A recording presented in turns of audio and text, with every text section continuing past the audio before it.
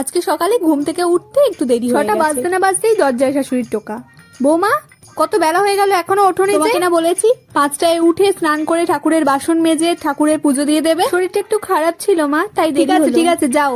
আর শোনো, কালকে তোমার পিসি শাশুড়ি আসবে, ওনার জন্য ভালো মন্দ রান্না করতে হবে। কালকে আবার উঠতে দেরি করো না, যত সব। হে ভগবান, এই এক মহিলা সামলাতেই হিমশিম খাচ্ছি, কাল আবার পিসি শাশুড়ি আসবে। যাই হোক, সকাল সকাল পিসি শাশুড়ি আসতেই আমার শাশুড়ি হুকুম, যাও তো বৌমা, চা করে আনো তো শাশুড়ির জন্য। চা করে এনে পিসি শাশুড়িকে দিতেই এক চুমুক খেয়েই বলে কি, এই কি বৌমা, এটা কি করেছো? কেন পিসিমা, আপনার কি চোখের পাওয়ার বেড়েছে?